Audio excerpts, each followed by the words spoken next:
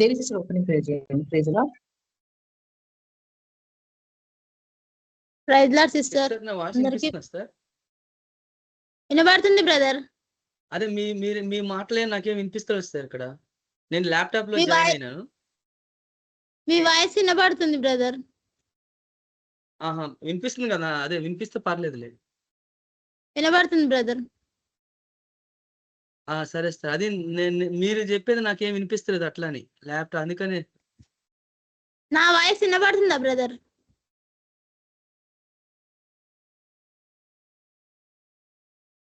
అందరికీ praise lord. దేవుడు ఇచ్చిన గొప్ప అవకాశాన్ని బట్టి ప్రభు గొప్ప నామానికి మహిమ కలుగును గాక. మనం ప్రార్థన చేసుకొని మీటింగ్ స్టార్ట్ చేసుకుందాము. కళ్ళు మూసుకుందాం.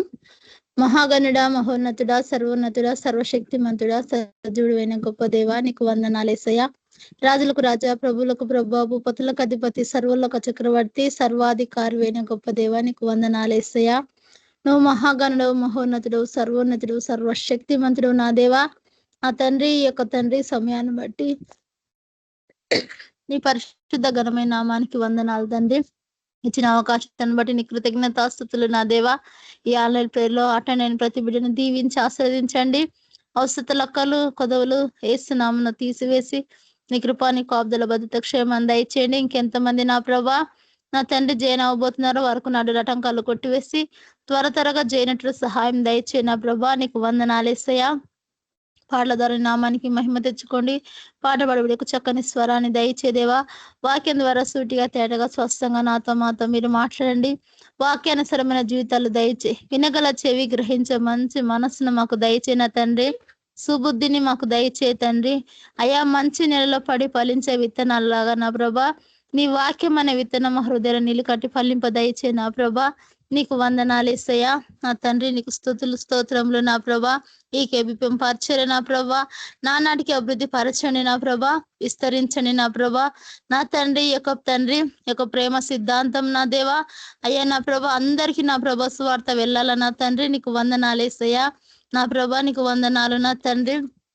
అయినా బ్రదర్ సిస్టర్ వాళ్ళు నా ప్రభా ఎండనక వాననక చలనక నా ప్రభా నిస్వార్థ నిమిత్తమై ప్రభా అయా పరిగెత్తుచుండగా నా తండ్రి అయా వారికి నీ కృపా, నీ కాపుదల భద్రత క్షేమాన్ని దయచేయండి. ప్రతి ఒక్కరి సేవ జీవితంలో తోడై ఉండండి నా తండ్రి. సేవను ఫలభరితంగా మీరు వాడుకోండి నా ప్రభా. నశించిపోతున్న ఆత్మలు రక్షణలోకి నడిపించుటకు నా దేవా ప్రతి ఒక్కరు నా తండ్రి వాళ్ళు కృషి చేస్తుండగా నా దేవా ఎక్కడెక్కడ స్వార్థ ప్రకటిస్తున్నారా తండ్రి. ప్రతి బిడ్డతో నా ప్రభా మీరు మాట్లాడి నా తండ్రి నశించిపోతున్న ఆత్మలు నా ప్రభా రక్షలోకి వచ్చేటట్టు సహాయం దయచేయండి. అగ్నిలో నుంచి లాగినట్టు నా ప్రభా కొందరినైనా నీ వైపు తిప్పే కృపను దయచే తండ్రి. దుష్టుడు ఎవరిని మీరు మృంగుదునని అయా పొంచి ఉంటాడు దేవా. దుస్తుని క్రియలు దుస్తుని ప్రభా ప్లాన్స్ అన్ని యేసు నామములో కూలిపోవాలా, యేసు నామములో కాలిపోవాలా. దుష్ట శక్తులు, దురాత్మ శక్తులు, అంధకార శక్తులు నా దేవా యేసు నామములో పతకులో బంధిస్తున్నాం తండ్రి. మీ ఆత్మ కార్యాలు జరిగించండి నా తండ్రి. నీకు వందనాలు ఓ ప్రభా, నీకు వందనాలు యేసయ్యా. ఈ యొక్క తండ్రి నీ నామ మహిమార్థమే మేము బ్రతకాలనైనా అట్టి కృపను దయచేయండి. మా అందరి సాక్షి జీవితాలు కాపాడండి నా దేవా. నా తండ్రి నీకు వందనాలు ఇచ్చిన నా ప్రభా నీ పరిచర్య నా తండ్రి శక్తి లోపం లేకుండా నా తండ్రి నా తండ్రి నీ కాడి మోసటకు నా తండ్రి నమ్మకంగా నా తండ్రి అయ్యా నీ రెక్కలకి నీడలో నా తండ్రి మేము ఒదిగి ఎదిగే కృపను మాకు దయచే నా ప్రభా. దీన మనసు తగ్గించుకునే స్వభావాన్ని మాకు దయచేయండి. అహంకారం అహంభావం ఎప్పటికీ మాలోనికి రావడానికి వీలేదేసయ్యా. అవి దూరం ఉండాలా నా ప్రభా. నా తండ్రి నీకు వందనాలు. గర్విస్తులను ఎదిరించి దీనులకు నా కృప చూపుతానన్నావు తండ్రి. దీన మనస్సు కలిగి నా ప్రభా తగ్గించుకునే స్వభావం కలిగి అయ్యా నిన్ను వెంబడించే బిడ్డలకు మమ్మల్ని అందరి లేవనెత్తమని వాక్యం ఇతని దాసుని శిలువ చెట్ల మరుగు చేసి మాతో మీరు సూటిగా తేటగా స్పష్టంగా మాట్లాడండి. ఎండ తీవ్రతను తగ్గించండి. ఎండకు నా ప్రభా వృద్ధులు యవ్వనులు నా ప్రభా పిల్లలు నా ప్రభా ఎంత నా ప్రభా అల్లాడిపోతున్నారు యేసయ్యా. జ్ఞాపకం చేసుకొని అయ్యా సూర్యునికి నా దేవా నా తండ్రి సూర్యుని తండ్రి వేడిమి అయ్యా తట్టుకోలేకపోతున్నారు దేవా. నా తండ్రి ఎండ తీవ్రతను తగ్గించండి నా ప్రభా. నీకు వందనాలు. మాకు చల్లని వాతావరణం దయచేయండి. దేశమంతటా నా ప్రభా చల్లని వాతావరణం దయచేయండి. ఎవరికి కూడా ఎండ బారిన పడకుండా ఏ కీడు జరగకుండా కాపాడి నీ కృపా, నీ కాపుదల భద్రత క్షేమాన్ని దయచేయమని సమస్త మహిమ గంత ప్రభావం మీరు మాత్రం పొందుకోమని యేసు పరిశుద్ధ నామములో వేడుకుంటున్నాం తండ్రి. ఆమేన్. Thank you sister. Praise lord, అందరికీ praise lord. Thank you sister. Praise lord పాట పాడుకొని నామానికి మహిమ కలిగిన పాట పాడుకున్నాను. యేసయ్య మాట జీవపు ఊట, పరముకు నడిపించు బాట. యేసయ్య మాట జీవపు ఊట, పరముకు నడిపించు బాట. కత్తి వలే ఖండించును, సుత్తి వలే సరిచేయును. కత్తి వలే ఖండించును, సుత్తి వలే సరిచేయును. విలువైనది బలమైనది నా యేసుని నోటి మాట. విలువైనది బలమైనది నా యేసుని నోటి మాట. యేసయ్య మాట జీవపు ఊట, పరమునకు నడిపించు బాట. తేనె వలే మధురము, పాల వలే శ్రేష్టము. తేనె వలే మధురము, పాల వలే శ్రేష్టము. విలువైనది బలమైనది నా యేసుని నోటి మాట. విలువైనది బలమైనది నా యేసుని నోటి మాట. యేసయ్య మాట జీవపూట, పరముకు నడిపించు బాట. దీపం వలే వెలిగించును, అద్దం వలే నడుచుపును. దీపం వలే వెలిగించును, అద్దం వలే నడుచుపును. విలువైనది బలమైనది నా యేసుని నోటి మాట. విలువైనది బలమైనది నా యేసుని నోటి మాట. యేసయ్య మాట జీవపూట, పరముకు నడిపించు బాట. యేసయ్య మాట జీవపూట, పరముకు నడిపించు బాట. హల్లెలూయా. ప్రైజ్ లార్డ్ సిస్టర్ అందరికి. మన మధ్యన రవి బ్రదర్ వాక్యాన్ని షేర్ చేసుకుంటారు. ప్రైజ్ లార్డ్ అన్న. ప్రైజ్ లార్డ్ సిస్టర్ అందరికి. సార్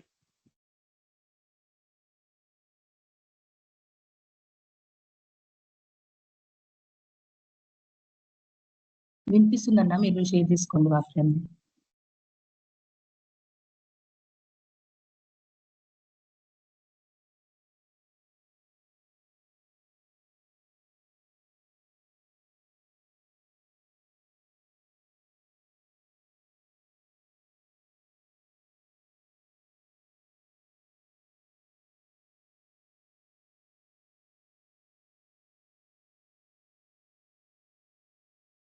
ప్రార్థన చేద్దాం. పరిశుద్ధులకు తండ్రి, కృపామయుడ, జీవం గల దేవ యేసు ప్రభువా, నీకు ఎంతో వందనాలనైనా. నిన్న నేడు నిరంతరం ఏకరీతిగా గొప్ప తండ్రి, మహాపరిశుద్ధులైన దేవా, నీకే స్తుతులు స్తోత్రాలు అర్పించుకున్నైనా. నా దేవ, నా ప్రభువా, ఈ గడిచిన కాలమంతానైనా మమ్మల్ని అందరినీ సురక్షితంగా కాపాడి మీ కృపలో మమ్మల్ని భద్రపరుచుకున్నారు. మమ్మల్ని సజీవ లెక్కలో నిలబెట్టుకున్నారు ప్రభావ. దివారాత్రులు మమ్మల్ని కాచి కాపాడి ఈ యొక్క నూతన దినం మాకు అనుగ్రహించినందుక నీకు ఎంతో వందనాలు ప్రభావ. కృతజ్ఞతాస్తుతులు చెల్లించుకొంచున్నాంనైనా. ఎవరికి లేని గొప్ప ధన్యత మీరు మాకు అనుగ్రహించినందుక నీకు ఎంతో వందనాలనైనా. ఈ సాయంకాల సమయంలోనైనా మీకు సన్నిధులకు మేము వచ్చినాం ప్రభావ. మాతో మాట్లాడండి, మా హృదయాలు సరిచేయండి ప్రభావ. మాలో ఇంకేమైనా ఆయాసకరమైన జీవితం అంటే ప్రభావ, వాటి నుంచి మాకు విడుదల దయచేయండి. వాటిని ఒప్పుకొని విడిచిపెట్టాలనైనా, మీ కనికరం పొందాలా ప్రభావ. మీ కృపలో మీరు జీవించాలనైనా. యథార్థతో పరిశుద్ధతోనైనా నిండు మనసుతో నేను సేవించి ప్రేమించి బిడ్డలుగా తయారు చేయండి. గొప్ప దేవ నైనా, మీ వాక్యమే ధ్యానించబోతుండగా మీకు పరిశుద్ధాత్మ నడిపింపు మాకు అనుగ్రహించినైనా. వాక్యంలోని సత్యాన్ని మీరు గ్రహించలాగిన ఓ ప్రభా, మీకు ఆ మనసు మాకు అనుగ్రహించినైనా. క్రీస్తు కలిగిన మనసు మాకు దయచేయండి. మా మనసు తొలగించినైనా మీకు ఆ మనసు మాకు అనుగ్రహించమని ప్రార్థిష్టం. ఈ వాక్యం అర్థం చేసుకునే ఒక ప్రత్యక్షతలకు మమ్మల్ని నడిపించమని, పరిశుధాత్మ దేవ మీ సహాయం మాకు అనుగ్రహించి నడిపించమని యేసుక్రీస్తు పరిశుద్ధ నామమున ప్రార్థించున్నాం తండ్రి. ఆమేన్.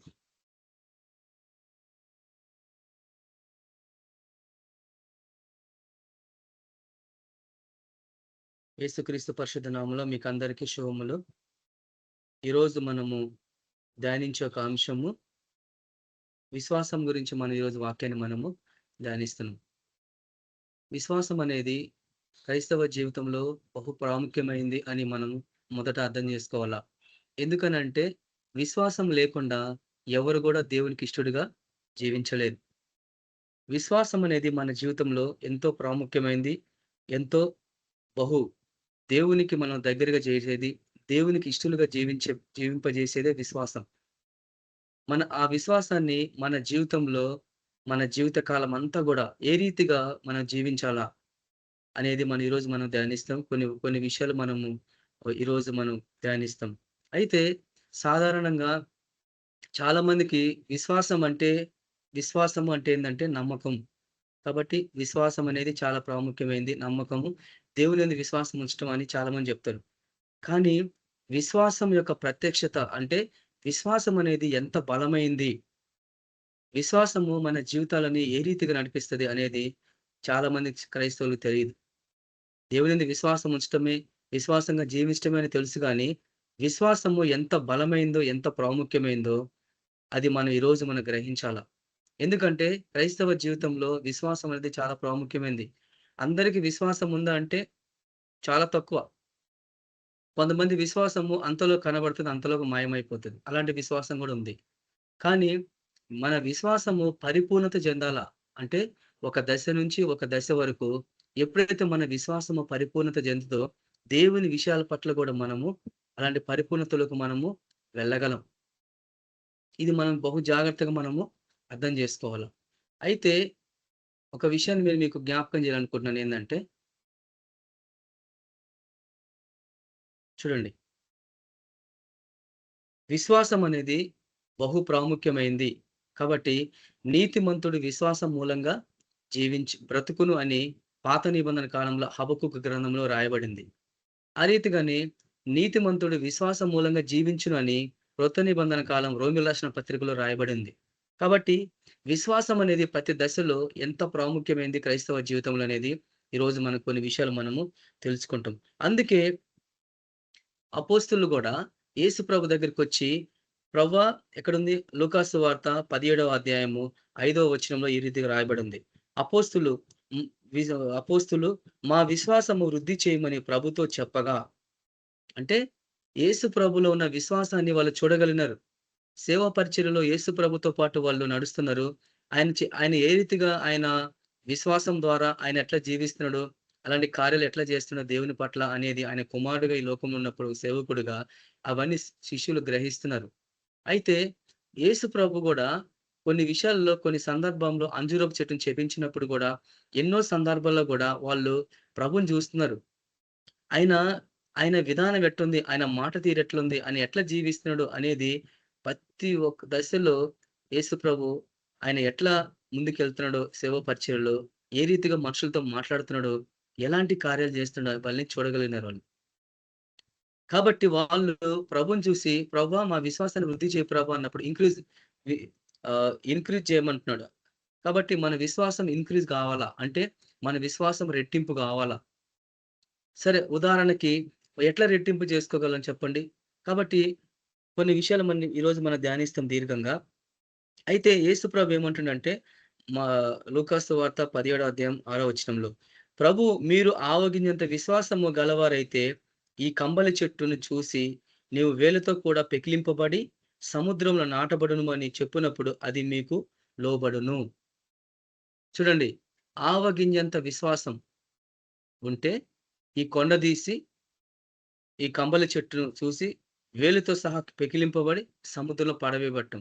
ఇంకో చోట ఏముందంటే, ఆవగింత విశ్వాసం ఉంటే కొండను కూడా మీరు సముద్రంలో పడవేయబడమని చెప్పినప్పుడు అది మీకు లోబడును అని ఉంది. సందేహించకుండా చెప్పమన్నాడు. కాబట్టి ఎందుకు ప్రభు ఈ విషయం మనకు జ్ఞాపకం చేస్తున్నాడు చెప్పండి. విశ్వాసము ఆవగింత విశ్వాసమే కొండను పెకిలింపగలిగితే, కాబట్టి ఈరోజు ఎందుకు క్రైస్తవుల విశ్వాసం అనేది సన్నగిలిపోతుంది? సేవ పరిచయలో ఉంటున్నాము, సేవ చేస్తున్నాము, తర్వాత ఎన్నో దశల్లో, ఎన్నో చోట్ల, ఎన్నో ప్రాంతాల్లో మనం వాక్యాన్ని ప్రకటిస్తున్నాం. కానీ విశ్వాసం యొక్క అర్థము, దాని ప్రత్యక్షత అనేది మనం తెలుసుకోకపోతే అంటే ఇంకా మనము విశ్వాసంలో పరిపూర్ణత చెందలేదన్నట్టు. కాబట్టి అందుకే అపోస్తులు గూడా వాళ్ళు గూడా వాళ్ళ హెబెలు రాసిన పత్రిక 11 అధ్యాయంకొచ్చేవరకి వారి విశ్వాసం ద్వారా రాజ్యములు జయించిరి. సింహపు నోలను మూసిరి, అగ్ని బలమును చల్లార్చిరి అని వ్రాయబడింది వాక్యం. స్త్రీలు సైతము వాళ్ళ యొక్క భర్తలని పునరుద్ధరణ ద్వారా వాళ్ళు పొందుకున్నారంట తిరిగి. అంటే అలాంటి బలమైన విశ్వాసము ఈరోజు క్రైస్తవుల్లో కనిపిస్తుందా అంటే చాలా తక్కువ. ఎందుకు ప్రభు ఈ విషయం మనతో మాట్లాడుతుందంటే, ఈ చివరి కాలంలో అనేకుల్లో విశ్వాసం ఉండదు. మనుష్య కుమారుడు తిరిగి వచ్చినప్పుడు విశ్వాసం కనుగొననా? అంటే ఎవరిలో విశ్వాసం ఉంటదో ఆయన కూడా అనుమానంగానే ఉంది. ఎందుకంటే ఆయన రాకడ దినాల్లో మనం ఉంటున్నప్పుడు, మన విశ్వాసము ఏ రీతిగా మనము పెంపొందించుకోవాలా? చూడండి, విశ్వాసం అంటే, ఆ విశ్వాసం ఎప్పుడైతే మనము పెంపొందించుకుంటామో, అది మనకి ఏం కలిగిస్తది? దేవుని యొక్క శాశ్వతమైన మార్గాలను, దేవుని ఉద్దేశాలను మనం తెలుసుకోగలిగి, ఆ స్థాయికి దేవుని ఆత్మ మనల్ని తీసుకెళ్తాడు. చూడండి, విశ్వాసం ఎంత బలంగా ఉంటదో మన విశ్వాసము, దేవుని సామర్థ్యాన్ని గూడా మనం అంత బలంగా ఆ స్థాయికి మనం చేరగలం. దేవుని ఆత్మ మనకు ఆ రీతి నడిపిస్తది. ఎందుకంటే ఆత్మ వరాలలో, కృపా వరాల్లో గూడా విశ్వాసం అనేది ఒక వరం ఉంది. కాబట్టి ఆత్మే అందరికి పంచిస్తున్నది వాక్యం. అంటే ఆత్మ వలన అంటే పరిశుద్ధాత్ముడే విశ్వాసాన్ని గూడా మన హృదయంలో పెట్టిండు అనేది మనం అర్థం చేసుకోవాలి మొట్టమొదట. కాబట్టి పరిశుద్ధాత్మ అభిషేకం ఉన్న వారిలో విశ్వాసం ఉంటది. కానీ ఆ విశ్వాసము అది ఆ ప్రత్యక్షత మన నుంచి కనిపియాల. ఆ ప్రత్యక్షత మనలో కనిపించాలంటే మన క్రియల ద్వారా, నీలో ఉన్న విశ్వాసము క్రియల ద్వారా ఆ ప్రత్యక్షత కనిపించినప్పుడే మన విశ్వాసము పరిపూర్ణత చెందినట్టు. చూడండి, ఆ రీతి కానీ దురదృష్టం ఏందంటే ఈరోజు మనము దేవుని యొక్క ఆ శక్తిని మన విశ్వాసాన్ని ఒక దశలో వరకు పరిమితం చేయాలని చూస్తా ఉంటాం. అది తప్పు. చూడండి, మనము ఒకటే పరిధిలోకి ఉండాలా, అంటే ఒక లెవెల్‌లో ఉండాలా అని మనం అనుకుంటా ఉంటాం గదా! అందుకే యేసు ప్రభు విత్తువాడిని గూర్చిన ఉపమానంలో ఒక విషయం రాయబడి ఉంటది. ఏందంటే, ఒకడు 100 గాను, ఒకడు 30 గాను, ఒకడు 60 గాను, ఒకడు 100 గాను ఫలించుననుంది. అంటే మంచి నేలలో పడ్డ విత్తనము ఒకటి 30 ఫలిస్తుంది, ఒకటి 60 ఫలిస్తుంది, ఒకటి 100 ఫలిస్తుంది. అంటే ఫలం అనేది ఏదైనా సరే అభివృద్ధికి చెందటం. అంటే మన విశ్వాసం గూడా 30% ఉన్న విశ్వాసము 30 ఉన్న విశ్వాసం 60 గావాలా. 60-100కు పోవాలా. అంటే విశ్వాసంలో మన పరిపూర్ణత చెందాలా. చెందకపోతే ఏం జరుగుతుంది? విశ్వాసంలో మనము ఎదగకపోతే ఏం జరుగుతుందంటే, ఒక దశకొచ్చే వరకి ఆ శ్రమల కాలంలో నీ విశ్వాసము వాటిని తట్టుకునే శక్తి కలిగి నిలబడగలదా అనేది పాయింట్ అక్కడ. ఎందుకంటే అనేకులు శ్రమల కాలంలో విశ్వాసం పోతది. శ్రమల కాలంలో దేవునిలో ఉన్న ఆ యొక్క భక్తి శ్రద్ధలన్నీ గూడా ఎళ్ళిపోతా ఉంటాయి. కాబట్టి ప్రతి దశలో గూడా మనము బహు జాగ్రత్తగా మనము జీవించాలా అనేది మనం నేర్చుకోవాలా. ఈరోజు విశ్వాసం అనే ప్రత్యక్షత అంటే ఏంది? లోపలున్నది బయటకు కనిపించటం. రెవల్యూషన్ అంటారు. అంటే ఒక ఒక ఒక ఒక రెవల్యూషన్ అంటే ఆహ్, ఫెయిత్ ఆఫ్ రెవల్యూషన్ అంటారు. అట్లా గూడా చెప్పొచ్చు. అంటే విశ్వాసం యొక్క ప్రత్యక్షత. అంటే విశ్వాసము ఎలాంటి విశ్వాసము? విశ్వాసం యొక్క నిజ స్వరూపం ఏంది? విశ్వాసం అంటే అసలు ఏంది? విశ్వాసం అంటే ఏందంటే కంటికి కనిపించనివి, అదృశ్యమైనవి ఉన్నవన్నట్టుకు రుజువై ఉన్నది అని ఉంది వాక్యం. హెబెలు రాసిన పత్రికలో. అంటే విశ్వాసం యొక్క అర్థం ఏందంటే అదృశ్యమైనవి ఉన్నటువంటికి రుజువైందంటే మన విశ్వాసము ఎట్లా పరిపూర్ణత చెందాలంటే అదృష్టమైన వాటిని గూడా దృశ్యమైన వాటిగా చూపించగలగాలి. అదే సంపూర్ణమైన విశ్వాసం. ఆ విశ్వాసం యొక్క ప్రత్యక్షత అదే. చాలా మంది దేవుని నమ్మరు. చాలా మంది దేవుని కార్యాలు చూడరు. ఆ చూడని వాళ్ళు, ఆ నమ్మని వాళ్ళకి ఆ ప్రత్యక్షతను చూపించడమే విశ్వాసం ద్వారా. అదే విశ్వాసం యొక్క ప్రత్యక్షత. అంటే ఎట్లా అర్థం చేసుకుంటాం ఇది? చూడండి, లోపల ఉన్నది బయటికి అంటే కంటికి కనిపించిన దాన్ని, ఆ ప్రత్యక్షతని నువ్వు చూపించగలగాలి. అదే విశ్వాసం. నా విశ్వాసం ఎట్లుంది? ఆయన సజీవుడు, ఆయన జీవం గల దేవుడు అని నేను నమ్ముతున్నప్పుడు, ఆ జీవం గల దేవుడిని నువ్వు చూపించాలా. అదే విశ్వాసం యొక్క ప్రత్యక్షత. ఈరోజు ప్రభువుని అందరూ చూపిస్తున్నారా? కాబట్టి విశ్వాసం ఒక ప్రత్యక్షత అంటే లోపలున్న వాటి పైన దేవునిపై విశ్వాసం ఉంచటము. తర్వాత ఆయన వాక్యం ప్రకారంగా జీవించటం. చూడండి, అది మాటల్లో గాదు, క్రియలలో కనిపించాలా. ముఖ్యంగా దేవుని వాక్యం మీద ఆధారపడాల. ఎప్పుడైతే మనం దేవుని వాక్యం మీద మనం ఆధారపడతామో అప్పుడే మన విశ్వాసము పరిపూర్ణత చెందుతది. లేకుంటే అది విశ్వాసమే కాదన్నట్టు. చూడండి, చాలా మంది నేను నమ్ముతున్నాను అని చెప్పటం కాదు. నేను నమ్ముతున్న విధంగా జీవిస్తున్నా. నేను ప్రభువుని ఎట్లా నమ్మాను? విశ్వాసంతో, నమ్మకంగా, ఆయన సజీవుడు, ఆయన జీవం గల దేవుడిని నమ్మిన అదే నమ్మకం ప్రకారంగా జీవించడమే మనం విశ్వాసంలో మనం పరిపూర్ణత చెందటం. ఆ రీతిగానే విశ్వాసము, చూడండి, విశ్వాసాన్ని ఇంకా సంపూర్ణంగా మనం అర్థం చేసుకోవాలా, మనం అంత డీప్‌గా మనం పోవాలంటే పరిశుద్ధాత్మలో మనం ఏకం కావటం. అంటే ఆయనలో ఉన్న విశ్వాసము మనలో, ఆయనలో ఉన్న విశ్వాసము, ఆయనలో ఉన్న ప్రత్యక్షత మనలో ఏకం కావాలంటే మనము ఆయనను సంపూర్ణంగా మనం ఆలింగనం చేసుకోవాలా. లేకుంటే ఆయనలో మనం ఏకం కావాలా. ప్రభులో మనం ఏకం కావాలా.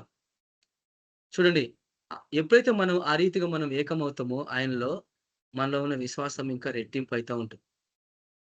ఎందుకంటే విశ్వాసము, ఎందుకు విశ్వాసం ప్రభు మనకిస్తాడంటే ఆయన నమ్మటానికి, ఆయన మీద ఆధారపడి జీవించటానికి. కానీ విశ్వాసం ద్వారా ఏం జరుగుతుందో నేను మీకు కొంచెంసేపు అయినాక మీకు చూపిస్తా. చూడండి, మన విశ్వాసం ఎంత బలంగా ఉంటదో దేవుని సామర్థ్యాన్ని, దేవుని శక్తిని అంత బలంగా మనము చూపించగలం. అంత బలమైన కార్యాలు మనము ఆయన యందు విశ్వాసం ఉంచడం ద్వారా మనము చేయగలం. కాబట్టి ఈరోజు క్రైస్తవ జీవితంలో ఎట్లుంది? భయము వెంటాడుతుంది మనుషుల్ని.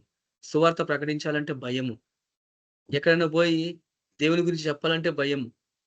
ఎందుకనంటే విశ్వాసం ఉందా అనంటే గంభీరంగా చెప్తాం మన విశ్వాసం ఉందని. కానీ ఆ విశ్వాసము క్రియల రూపకంగా కనిపించకపోతే మనలో ఉన్న విశ్వాసం గూడా అది పనికి రాకుండా పోతుంది. దురదృష్టం ఏమైందంటే ఈరోజు దేవుని శక్తిని మనము పరిమితం చేయాలనుకుంటున్నాం. అంటే నాకింతే విశ్వాసం చాలు ప్రభా, నాకింత విశ్వాసం చాలు ప్రభా, నేనింతే ఉంటా అనేది కాదు. ఎప్పుడైతే మనము ఒక కొలతలాగా యేసుకుంటాం మన జీవితాన్ని, నాకింతే చాలు ప్రభు అంటే దేవుడు అంతేనే ఇస్తాడు. కానీ విశ్వాసము ద్వారా వాళ్ళేం చేశారు? రాజ్యాలను జయించారు. రాజ్యాలను జయించే విశ్వాసము మనకు లేకపోతే, సింహపు నోలను మూసే విశ్వాసం మనకు లేకపోతే, అగ్ని బలములను చల్లార్చే విశ్వాసం మనకు లేకపోతే, దేవుని కొరకు మనం శూరకార్యం చేయలేము. ఆయన కొరకు మనం సాక్ష్యంగా గూడా జీవించలేం. ఈ చివరి కాలంలో అనేకుల విశ్వాసం పోతుంది. చూడండి, శ్రమలలో, కష్టాల్లో, బాధల్లో ఉన్నప్పుడు చాలా మంది విశ్వాసం పోతుంది. కాబట్టి ఏ రీతిగా మనం అర్థం చేసుకుంటాం చెప్పండి? మీరు ఒక విషయం మనం అర్థం చేసుకోవాలా. మనము దేవుని పోలిక చొప్పున, దేవుని స్వరూపంలో మనం చేయబడ్డ వాళ్ళం. ఇది మొట్టమొదట మనం జ్ఞాపకం చేసుకోవాలా. ఆయన స్వరూపంలో, ఆయన పోలిక చొప్పున మనము చేయబడ్డ వాళ్ళం. చూడండి, ఆయన పోలికలో మనం సృష్టింపబడ్డ వాళ్ళం. అయితే దేవుని మనసుని కూడా మనం కలిగున్నాం. అంటే ఆయనలో మనం, ఆయన పోలికలో మనం సృష్టింపబడ్డప్పుడు ఆయనలో మనం, ఆయన మనల్ని కనిండు. ఆయన సంకల్పం ప్రకారం మనల్ని కనిండు ఆయన. అంటే ప్రభులో మనం ఆయన కనిండు. ఆయన గర్భం నుంచి మనం బయటకొచ్చినాం. అంటే ఆయన స్వరూపంలో నుంచి మనం తయారు చేసుకొని ఆయన జీవవాయువును మనం ఊదినప్పుడు ఆయనలో ఉన్న గుణగణాలన్నీ మనలో వచ్చినాయి.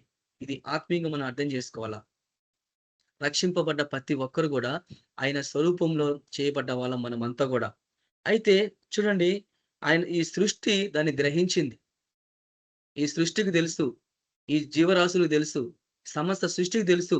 మనమంతా దేవుని స్వరూపంలో చేయబడ్డ వాళ్ళమని. మనం ఎంత శక్తి ప్రభావం గలవాళ్ళమో ప్రభువులో అది సృష్టికి తెలుసు. కాబట్టి ప్రతి దశలో గూడా మనము, దేవుడు గూడా ఆయన స్వరూపంలో మనం చేయబడ్డనప్పటికి గూడా ప్రతీది గూడా విశ్వాసం అనేది ఎట్లా ఒక నియమం పెట్టిండు దేవుడు. ఆ నియమం ప్రకారంగా దాన్ని మనము కొనసాగించుకోవాలా. ప్రభులో ఉన్నంత మాత్రాన నేను విశ్వాసం కలిగి ఉన్నాను అని చెప్పడానికి వీల్లేదు. నువ్వు ప్రభులో ఉన్నావు. ఆయనలో జీవిస్తున్నావు. కానీ ఆ విశ్వాసం యొక్క ఆ ప్రత్యక్షత మనకు కనిపించాలా. వీళ్ళు దేవుని బిడ్డలు, వీళ్ళు విశ్వాసంగా జీవిస్తారు. శ్రమలొచ్చినా, కష్టాలొచ్చినా, ఏమొచ్చినా సరే వాటన్నిటిని వాళ్ళు ఎదిరించగలరు. వాటన్నిటి నుంచి వాళ్ళు విడుదల పొందగలరు అనే ఆ యొక్క బలమైన సాక్ష్యము మనం కలిగి ఉండాల. ఆ రీతిగానే ప్రతీది కూడా ఒక ఆత్మీయమైన నియమము ద్వారా అది ప్రత్యక్షితమవుతుంది. అదే విశ్వాసం యొక్క నియమం. కాబట్టి ఏదైనా సరే మనము విశ్వాసంలో మనం ముందుకెళ్తున్నప్పుడు ఏం చేస్తారంటే, మన విశ్వాసం ఎంత పరిధిలో ఉంది అంటే, ప్రభువా చూడండి, ప్రతిదానికి కొలత ఉంది గదా! బైబిల్‌లో ప్రతిదానికి కొలత ఉంటది. కాబట్టి మన భక్తి గూడా కొలతే. చూడండి, మన భక్తి గూడా కొలత. ప్రతిది కొలతనే. దేవుడు కూడా మనల్ని కొలత వేస్తూ ఉంటాడు కదా. ఆయన వాక్యం అనే కొలకరతోటి మనల్ని కొలుస్తా ఉంటాడు. మన విశ్వాసము మొదట రక్షణ పొందినప్పుడు ఉన్న విశ్వాసము ఉందా? లేకుంటే ఇన్ని సంవత్సరాల నుంచి మనం ప్రభువుని నమ్ముకున్నాము. ఇన్ని సంవత్సరాల నుంచి ఆయనను సేవిస్తున్నాము. మన విశ్వాసము ఎంత పరిపూర్ణం చెందింది? శ్రమలలో, కష్టాల్లో, బాధలొచ్చినప్పుడు, ఒక భయంకరమైన ఇన్సిడెంట్ జరిగినప్పుడు నీ విశ్వాసము వాటికి నిలబడగలుగుతుందా? నీ విశ్వాసము దాన్ని జయించగలుగుతుందా? అనేదే ఫు ఇప్పుడు మనం అర్థం చేసుకోవాలా. ఈ చివరి దినాల్లో ఉంటున్నాం. అంత్య దినాల్లో, ఆయన రాకడ దినాల్లో మనం ఉంటున్నాం. బహు శ్రమల కాలం. సాధ్యమైతే ఏర్పరచబడిన వారి సైతం దుష్టుడు వాళ్ళని పడేయడానికి సిద్ధంగా ఉన్నాడు వాడు. కాబట్టి ఈ చివరి దినాల్లో మన విశ్వాసం మనము రెట్టింపు చేసుకోవాలంటే ఆయన వాక్యంలో మనం సంపూర్ణంగా మనం నానబడాలా. ఏమొచ్చినా సరే ఆయన కొరకు నమ్మకంగా మనం జీవించాలా. యథార్థతో, పరిశుద్ధతో, నిండు మనసుతో మనం ఆయన సేవించాలా. ఆయన ప్రేమించాలా. కాబట్టి హెబ్రీయులకు రాసిన పత్రిక ఆ విశ్వాసం అనే నియమం ఎట్లా దానికి అమలుపరచబడుతుంది అనేది ఇక్కడ మనం చూస్తాం. హెబ్రీయులకు రాసిన పత్రిక 11వ అధ్యాయము 3వ వచనం. ప్రపంచములో దేవుని వాక్యం వలన నిర్మాణమైనవనియు, అందును బట్టి దృశ్యమైనవి కనబడేడు పదార్థముల చేత నిర్మింపబడలేదనియు విశ్వాసము చేత గ్రహించుకొంచున్నాము. కాబట్టి ప్రతి ప్రపంచం కూడా ఆయన వాక్యం వల్ల నిర్మాణమైనవి అంట. అంటే ఆయన వాక్యం అంటే వాక్కు. దేవుని వాక్కు ద్వారా ప్రపంచాలని వాళ్ళు నిర్మించగలిగారు. చూడండి, సాధారణంగా ఒక ఇల్లు కట్టాలంటే సిమెంటు, ఇటుకలు అవన్నీ ఉంటాయి. అన్ని జమ చేసి అప్పుడు ఇల్లు కడతారు. అది ఈ లోకపు విధానం. అయితే దేవుని వాక్యం వలన ప్రపంచాలు అంటే నిర్మించబడ్డాయి. అంటే ఆయన ఒక మాట చెప్తే ప్రపంచాలు నిర్మించబడ్డాయి. అంటే ఆయనలో ఉన్న ఒక శక్తి ఎంత ప్రభావితమైందో మనం అర్థం చేసుకోవాలా. ఇప్పుడు ప్రభులో మనం ఉన్నాం. యేసుక్రీస్తు ప్రభులో ఉన్న మనము అలాంటి ప్రపంచాలను సృష్టించగలమా? అంటే ప్రపంచం అంటే ఏంది? మనుషులే గదా! కాబట్టి అంటే దాని అర్థం ఎట్లా మనం అర్థం చేసుకుంటాం? దేవుని వాక్కు ద్వారా మనం అనేక ప్రపంచాలను కట్టగలము. ప్రపంచాలను సృష్టించగలం. అంటే ప్రపంచం అంటే మనుషులు. అంటే ఆయన వాక్కు ద్వారా అనేక జీవితాలను మనము ప్రభువులో కట్టగలము. అది ఆత్మీయమైన సత్యం. అంటే ఆయనలో ఉన్న వాక్కు అంత పవర్‌ఫుల్ అన్నట్టు. కాబట్టి అంత బలమైన వాక్కు ద్వారా ఆయన ప్రపంచాలు నిర్మించినప్పుడు, ఈరోజు ఆయనలో ఉన్న మనలో ఉన్న విశ్వాసం ద్వారా, ఆయన వాక్కు ద్వారా ఎంతమంది జీవితాలను మనం కట్టగలుగుతున్నాం. ఎప్పుడైతే మనము ఆ సత్యాన్ని మనం గ్రహించి, ఎప్పుడైతే మన జీవితంలో దాన్ని అమలు పరుచుకుంటామో, చూడండి, దేవుడు మన జీవితంలో ఒక విశేషమైన కార్యాలు మనము చూడగలం. విశ్వాసం అనేది చూడండి, దేవుని యొక్క రాజ్యాలను స్థాపించే ఒక ఒక ఒక ఒక వ్యవస్థ లాంటిది. అంటే విశ్వాసం ద్వారానే రాజ్యాలన్నీ అవన్నీ నిర్మించబడ్డప్పుడు, విశ్వాసం ద్వారా మనం ఏమైనా చేయగలం అనేది పాయింట్ అక్కడ. అంటే విశ్వాసం ద్వారా నువ్వు రోగులను స్వస్థపరచొచ్చు. విశ్వాసం ద్వారా నువ్వు ప్రభువులో సన్నిహితంగా జీవించొచ్చు. విశ్వాసం ద్వారా అనేకుల్ని ప్రభు చెంత నడిపించొచ్చు. అది ఎట్లా? నీలో నుంచి అది బయటికి రావాలా. నువ్వు ప్రభువులో ఎంత విశ్వాసం కలిగి, ఎంత భక్తి కలిగి మనం జీవిస్తున్నావో, అది బయటకు కనిపించకపోతే, ఆ ప్రత్యక్షత కనిపించకపోతే మనుషులు ప్రభువుని సేవించలేరు. ఇది మనం అర్థం చేసుకోవాలి. ఈ రోజు క్రైస్తవుల్లో విశ్వాసం ఉంది గాని వాళ్ళ హృదయాలను పెట్టుకుంటున్నారు. భక్తి ఉంది గాని వాళ్ళనే పెట్టుకుంటున్నారు. శక్తి ఉంది గాని వాళ్ళనే పెట్టుకుంటున్నారు. కానీ అది బయటకు కనిపించాలా. ఆత్మ ప్రత్యక్షతను మనం చూస్తాం. కాబట్టి ప్రతి సేవ పరిచర్యలో, మన సేవ పరిచర్యలు అన్నిటిలో కూడా ఆ విశ్వాసం అనే ప్రత్యక్షత మన సేవ పరిచర్యలో కనిపించాలి. అరే సిస్టర్, ఈ బ్రదర్‌కి ఎంత విశ్వాసం ఉంది. ఈ సిస్టర్‌కి ఎంత విశ్వాసం ఉంది. అరే ఎంత విశ్వాసం నాకు లేదే. నేను ఇంతగా ప్రభు ప్రార్థన చేస్తున్నానే. నేను ఇంతగా ప్రభుని సేవిస్తున్నానే. కానీ ఇంత విశ్వాసం నాకెందుకు లేకపోయే. చూడండి, ఎందుకు ప్రభు ఆ విషయం మనకు జ్ఞాపకం చేస్తున్నాడంటే, ఈరోజు మన విశ్వాసం ఏ స్థితిలో ఉందో దాన్ని ఒకసారి మనం పరిశీలించుకోవాలా. చూడండి, ఈ లోకంలో అదృష్టమైనవి దృశ్యమయమానం కావటానికే విశ్వాసమే ఏకైక మార్గం. అంటే కంటికి కనిపించిన వాటిని నువ్వు మనుషులకు చూపించాలా. అదే విశ్వాసం ప్రత్యక్షత అంటే. అంటే దేవుని గురించి లోతైన విషయాలు, దేవుని గురించిన జ్ఞానము మనుషులకు చూపించాలా. కాబట్టి ఆయన జ్ఞానం ఎక్కడుంది? దేవుడు ఎక్కడున్నాడు? మనుషులు చూడగలుగుతున్నారా? ఆయన జ్ఞానాన్ని మనుషులు చూడగలుగుతున్నారా? అది ఎట్లా బయలుపరచబడుతది? ఆ కంటికి కనపడని, చెవికి వినబడి, హృదయానికి అర్థం కాని ఆ జ్ఞానాన్ని ఆయన ఆత్మ ద్వారా దేవుడు మనకు అది అనుగ్రహించాడు. కాబట్టి ఆ ఆత్మ ఆ ఆత్మని విశ్వాసం అనే వరాన్ని మనకి ఇచ్చినప్పుడు, ఆ ఆత్మనే మన విశ్వాసమైన ఆ ప్రత్యక్షతలోకి మనం నడిపించగలదు. కాబట్టి జాగ్రత్తగా మీరు అర్థం చేసుకోండి. పరిశుద్ధాత్మ దేవుడు ఆయన ఇచ్చింది వరం అదే. ఆయనలో నుంచి వచ్చిందే కదా విశ్వాసం. అంటే ప్రభులో నుంచి వచ్చిందే విశ్వాసం. అంటే పరిశుద్ధాత్మ నడిపింపు మనం కలిగినప్పుడు మన విశ్వాసం ఎలాంటి పరిపూర్ణత చెందుతదో అనేది మనం బహు జాగ్రత్తగా మనం అర్థం చేసుకోవాల. కాబట్టి మన పరిచర్య జీవితంలో గూడా, సేవ పరిచర్యలో గూడా ప్రతిదీ మనము బహు జాగ్రత్తగా మనం అర్థం చేసుకొని మనం ముందుకెళ్ళాల. ఎందుకంటే ఈ చివరి దినాల్లో అనేకులు విశ్వాసం కోల్పోతారు. అనేకుల ప్రేమ చల్లారిపోతుంది. కాబట్టి అక్రమం విస్తరించి చేత అనేకుల ప్రేమ చల్లారిపోతుంది. కాబట్టి అలాంటి దినాల్లో మనం ఉంటున్నాం. చూడండి, దేవుడు గూడా ప్రతి దశలో ఆయన చూడండి విశ్వాసం ద్వారానే మనుషులు ఆయన ప ఆయన ఆయన ఆయన ఆయన యందు జీవించగలిగినారు.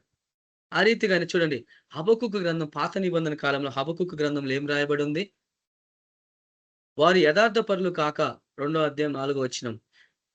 వారు యథార్థపరులు కాక తమలో తాము అతిశయపడుదురు. చూడండి. అయితే నీతిమంతుడు విశ్వాసం మూలంగా బ్రతుకును. చూడండి. ఎప్పుడైతే వాళ్ళు యథార్థపరులు గాక అతిశయపడుతురంట. గర్విష్ఠులన్నట్టు. అంటే మాకు అన్నీ తెలుసు. మాకంతా విశ్వాసం ఉంది. అన్నీ తెలుసని గర్వించేవాళ్ళు ఈళ్ళంతా. అలాంటి వాళ్ళు అవిశ్వాసులతో సమానం. అయితే నీతిమంతుడు విశ్వాసం మూలంగా బ్రతుకును.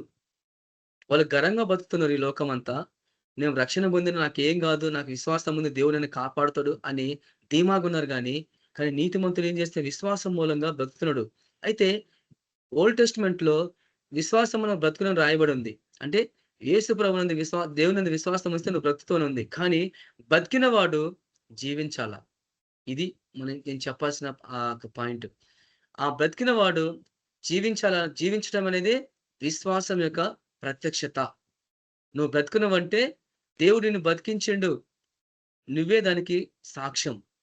నువ్వే విశ్వాసానికి దాని దానిని కొనసాగించేవాడు.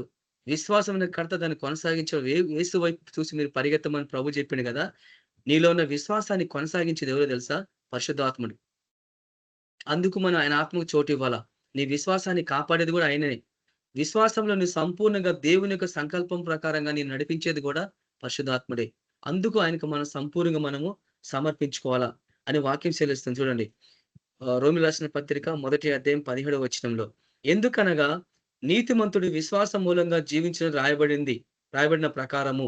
అంటే నీతిమంతుడు విశ్వాసం మూలంగా జీవించడం రాయబడింది అని ప్రకారము విశ్వాసం మూలముగా అంతకంతకు విశ్వాసం కలుగునట్లు దేవుని నీతి దాని యందు బయలుపరచబడి ఉన్నది. ఇది పాయింట్ అన్నట్టు. చూడండి, విశ్వాసం మూలంగా అంతకంతకు విశ్వాసము కలుగునట్లు. అంటే మన విశ్వాసము అంతకంతకు కలగాలంటే రెట్టింపు కావాలి. ఇంక్రీజ్ కావాలా. ఇంక్రీజ్ యువర్ ఫెయిత్ అని ఉంది వాక్యం. మన విశ్వాసం ఇంక్రీజ్ కావాలంటే ఎక్కువ కావాలా. ఎందుకు బ్రదర్ ఎక్కువ కావాలా? ఎందుకు సిస్టర్ ఎక్కువ కావాలా విశ్వాసం అంటే? విశ్వాసం లేకుండా నువ్వు దేవునికి ఇష్టలుగా ఉండలేవు. ఒక దశలో మనం విశ్వాసము పెట్టని వాళ్ళు ఎప్పుడు కూడా దేవునికి ఇష్టంగా ఉండరు. ఎప్పుడు సనుగుతూ, గొనుగుతా ఉంటారు. నాకెందుకు ప్రభా ఈ శ్రమ? నాకెందుకు ప్రభా ఈ కష్టం అని సనిగేవాళ్ళు అన్నట్టు. అంటే అలాంటి వాళ్ళ విశ్వాసం ఉండదు. భయపడే వాళ్ళ విశ్వాసం ఉండదు. కాబట్టి ఆయన నీతి దానియందు బయలుపరచబడిందంటే రక్షణ. నువ్వు విశ్వాసం మూలంగా ప్రభు నమ్మి నువ్వు విశ్వాసం ఉంచినవు. కాబట్టి ఆ విశ్వాసము అంతకంతకు అభివృద్ధి పొందినప్పుడు దేవుని నీతి దానియందు బయలుపరచబడిందంటే దేనైతే నువ్వు నమ్ముకున్నావో ఆ నీతి అది బయలుపరచబడాలా. అంటే రక్షణ అనుభవం అంటే నువ్వు నమ్మిన ఆ విశ్వాసము అనేకులకి అది బయలుపరచబడాలా. నువ్వు దేని గురించి నమ్ముతున్నావు ప్రభువును? ఎందుకు నువ్వు నమ్మినవో ఆ విశ్వాసము ఆ నీతి ద్వారా అది బయలుపరచబడాల. చూడండి, అందుకు ప్రభు ఏమన్నాడు? పునరుద్ధరణము జీవమును నేనే. నా యందు విశ్వాసం ఉంచేవాడు చనిపోయిన బ్రతుకును. బ్రతికి విశ్వసించేవాడు ఎన్నటికి చనిపోడు అన్నాడు. అంటే పునరుద్ధరణ జీవనం అంటే పునరుద్ధరణం ఇచ్చేవాడు నేనే. జీవం ఇచ్చేవాడు నేనే. ఎందుకని ఆయన పునరుద్ధరణ పొందినవాడు. మరణించి తిరిగి లేచినవాడు. ఆయన పునరుద్ధరణ పొందిన వాళ్ళ మొదటివాడు ఆయన. కాబట్టి ఆయన చెప్తున్నాడు, నా యందు విశ్వాసం ఉంచేవాడు చనిపోయిన బ్రతుకును. కాబట్టి ఎవరైతే యేసు ప్రభునందు విశ్వాసం ఉంచుతాడో వాడు చనిపోయినా గానీ వాడు బ్రతుకుతాడంట. తర్వాత నా యందు విశ్వాసం ఉంచేవాడు బ్రతకటం కాదు, బ్రతికిన తర్వాత ఆయన యందు విశ్వాసం ఉంచాలంట. వాడు ఎన్నటికి కూడా చనిపోడంట.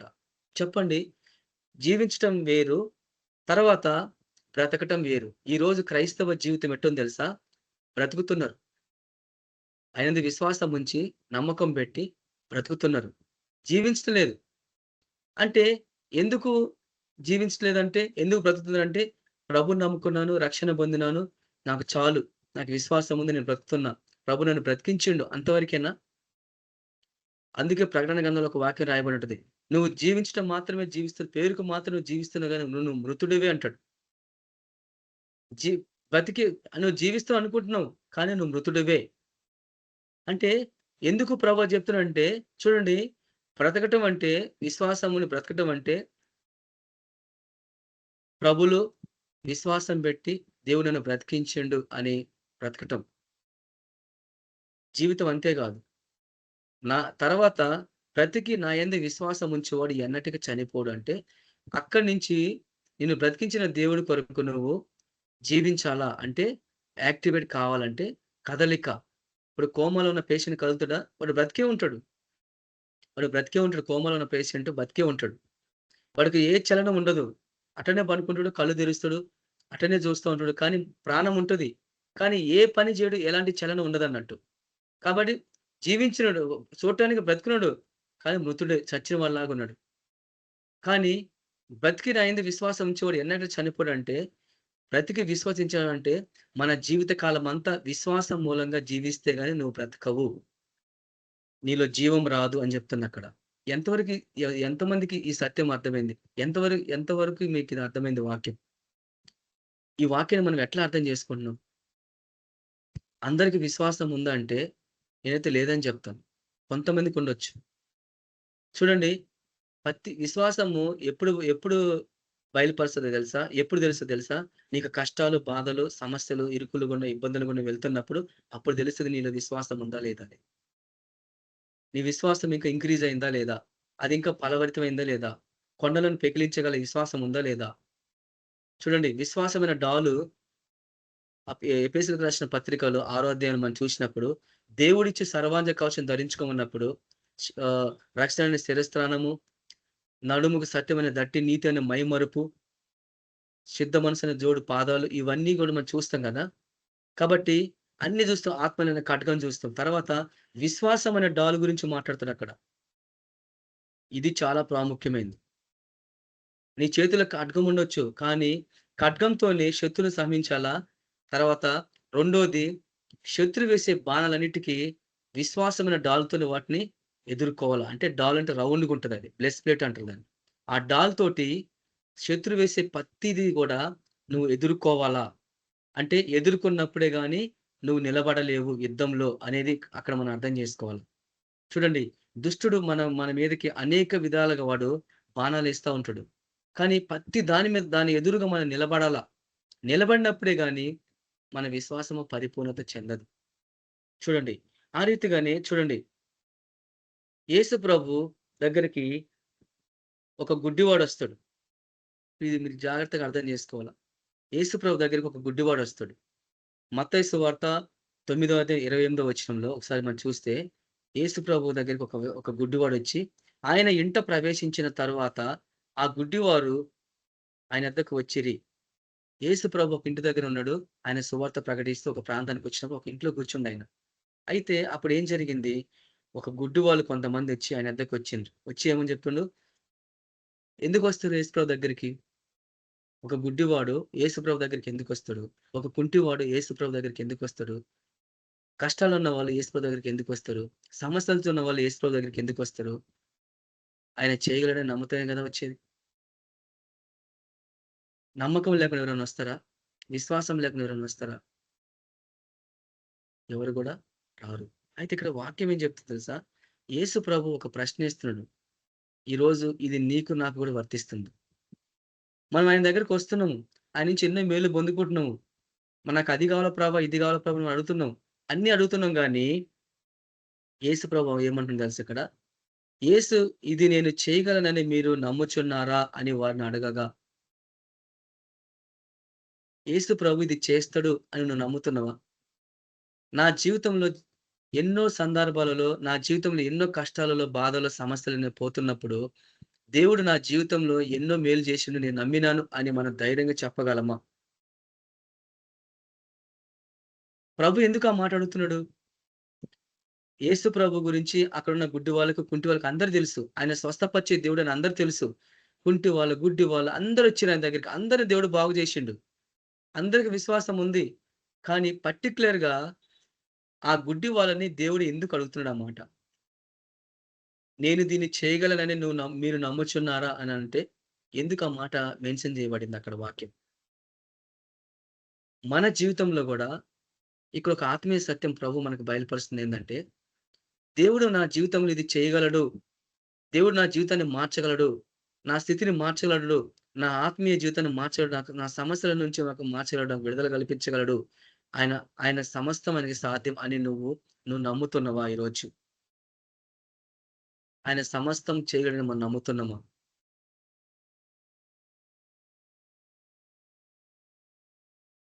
చాలా మందికి ఇది సందేహం రావచ్చు. చాలా మంది నేను చూసినాను. మీటింగ్స్ అయిపోతాయి. ప్రార్థనలు అయిపోతాయి. తర్వాత ఏం జరుగుతుందో తెలుసా? అప్పటి వరకు ఉన్న విశ్వాసము పోయినప్పుడు, దేవుడు మన జీవితంలో ఎన్నో గొప్ప కార్యాలు చేసినప్పుడు, దేవుడు గంభీరంగా మనతో ఆయన వాక్కు ద్వారా మాట్లాడినప్పుడు, ఆ వాక్యము, ఆ ప్రత్యక్షత బయలుపరచబడ్డప్పుడు, మనం ఏం చేస్తుంది తెలుసా? ఆ విశ్వాసం అనే లోతులకు మనం వెళ్ళిపోవాల. మనం కళ్ళు మూసుకొని ప్రార్థన ఒక వాక్యం, ఒక బ్రదర్, ఒక సిస్టర్ వాక్యం చెప్తున్నప్పుడు, దేవా! ఈ విశ్వాసంలోకి నన్ను నడిపించినైనా పరిశుద్ధాత్మ దేవ, ఎందుకంటే ఆయనే కదా ఇచ్చింది ఆ వరం. దేవుడే ఆ వరం ఇచ్చినప్పుడు, ప్రవ్వా ఆ ప్రత్యక్షతలోకి నన్ను నడిపించు ప్రవ్వా పరిశుద్ధాత్మ దేవ అని నువ్వు ప్రార్థనలో కళ్ళు మూసుకున్నప్పుడు, ఆ లోతైన ఆ యొక్క విశ్వాసంలోకి ప్రభు మనల్ని నడిపించినప్పుడు, ఒక్కసారి నువ్వు ఊహించుకొని దాని ప్రకారం నువ్వు నడిచి చూడు. నీ జీవితంలో దేవుడు గొప్ప కార్యాలు చేస్తాడు. చూడండి, ఎంతోమంది నేను చూసిన, చాలా మంది చూసిన సేవ పరిచర్యలోని చాలా మందిని చూసిన. ఊళ్ళలో పరిచర్యకెళ్ళినప్పుడు, కొన్ని కుటుంబాలలో ప్రార్థన చేసినప్పుడు, చాలా మంది జీవితాలను నేను చూసిన. కానీ ఎవ్వరు గూడా ప్రభు ఏం చెప్పిండు? అన్నీ పొంది ఉన్నామని ప్రార్థించమన్నాడు. అన్నీ పొంది ఉన్నామని ప్రార్థించమన్నాడు. మీరు ప్రార్థన చేయనప్పుడు మీకు ఏది ఇష్టమో అది అడుగుడి. అది మీకది అనుగ్రహించబడునని నమ్మినెడల అది మీకు అనుగ్రహించబడును అని చెప్పిండు. మత్తయి సువార్తలో. మార్కు సువార్తలో సారీ. మీరు ప్రార్థన చేయనప్పుడులో మీరు అడుగుచున్న వాటిని పొంది ఉన్నారని నమ్మిన యెడల అవి మీకు కలుగును అన్నాడు. విశ్వాసం అండి ఎట్లా, అది ఆ ఉనికి ఎట్లా మనం తెలుసుకోగలం చెప్పండి? అన్నీ పొందినవని నమ్మిన ఎడల అది మీకు కలుగునన్నాడు. అంటే మనం నమ్ముతున్నామా? ఇక్కడ గుడ్డివాడిని ప్రభు అడుగుతున్నాడు. నేను దీన్ని చేయగలనని నువ్వు నమ్ముతున్నారా? అన్నప్పుడు వాళ్ళేం చెప్తున్నారు? ప్రవ్వా అని వాళ్ళు అడగగా, వారు నమ్ముచున్నాం ప్రవ్వా అని ఆయనతో చెప్పిరి. అప్పుడు ఆయన వారి కన్నులను ముట్టి, మీ నమ్మిక చొప్పున మీకు కలుగును గాక అని చెప్పినంతలో వారి కన్నులు తెరవబడెను. అంటే ప్రభువు వారి జీవితంలో పలికిన మాట మన జీవితంలో పలుకుతున్నాడా లేదా ఈరోజు? ఆయన ఎట్లా మాట్లాడతాడు? ఆయన వాక్యం ద్వారా మాట్లాడతాడు. ఆయన సేవకుల ద్వారా మాట్లాడతాడు. ఆయన సేవకురాళ్ళ ద్వారా మాట్లాడతాడు. ఆయన ప్రవక్తల ద్వారా మాట్లాడతాడు. అపోస్తలుల ద్వారా మాట్లాడిండు. అన్ని తరాలలో, అన్ని యుగాలలో, అన్ని ఆహ్, సీజన్స్‌లో అంటే పాత నిబంధన కాలం గాని, క్రొత్త నిబంధన కాలం గాని, ప్రతి యుగాల్లో గూడా ఆయన శాశ్వత కాలం నుంచి ఆయన వాక్కు ప్రత్యక్షమవుతూనే ఉంది ఈ రోజుకి గూడా.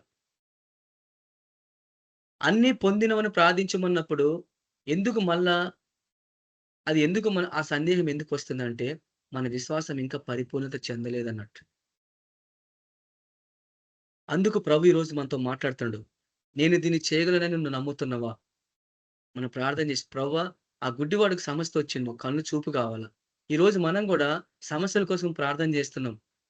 రోగాల కోసం ప్రార్థన చేస్తున్నాం. కష్టాల కోసం ప్రార్థన చేస్తున్నాం. ఎన్నో ప్రార్థన చేస్తున్నాం. కానీ వాటన్నిటి నుంచి ప్రభువు మనకు చేయగలడు అని మనం నమ్మినప్పుడు, మన జీవితంలో ఆ విశ్వాసం ఎందుకు పరిపూర్ణత చెందట్లేదు?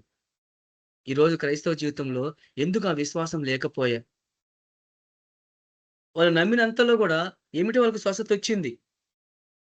ఆ రీతిగానే మూగదెయ్యం బట్టిన ఒక యవనస్తుడిని యేసు దగ్గర తీసుకొస్తాడు. మార్కు సువార్త 17వ అధ్యాయం, 9వ అధ్యాయం 23వ వచనంలో. ఆ మూగదెయ్యం పట్టిన వాడిని యేసు దగ్గర తీసుకొస్తే ఫస్ట్ శిష్యుల దగ్గర తీసుకెళ్లారు. ఆ దెయ్యాన్ని వాళ్ళు వెళ్ళగొట్టలేకపోయారు. తర్వాత యేసు దగ్గర తీసుకొచ్చినాక అక్కడ ప్రభు అంటున్నాడు, విశ్వాసం లేని తరం వారులారా, ఎంతకాలం నేను మీతో ఉండాలా, ఎంతవరకు మిమ్మల్ని సహించాలంటాడు. ఇంకొక చోట ఏమంటాడు, విశ్వాసం లేని మూర్ఖ తరం వారులారా అంటాడు. ఇంకో చోట సువార్తలో మనం చూస్తే ఎన్నో వాక్యాలు మనం వింటున్నాము, ఎన్నో వాక్యాలు మనం చెబుతున్నాము.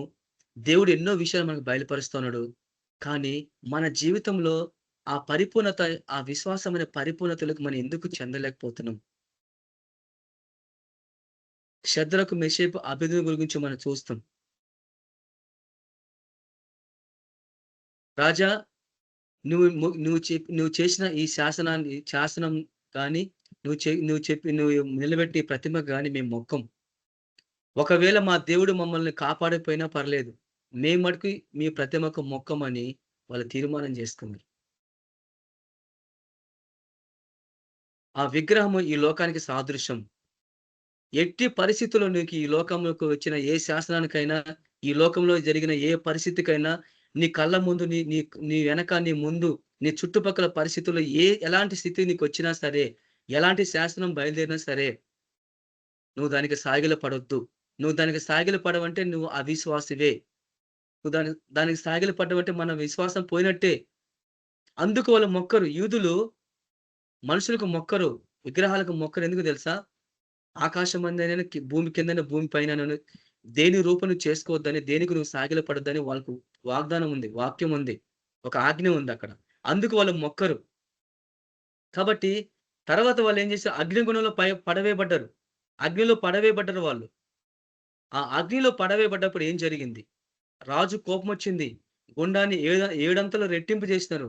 ఎప్పుడైతే వాళ్ళు అగ్నిగుణంలో పడవేయబడ్డారో, అగ్ని వాళ్ళని కాల్చలేకపోయింది. వాళ్ళ విశ్వాసం ముందు అగ్ని కూడా వాళ్ళని ముట్టలేకపోయిందంటే, వాళ్ళ విశ్వాసం ఎంత బలంగా ఉందో చూడండి.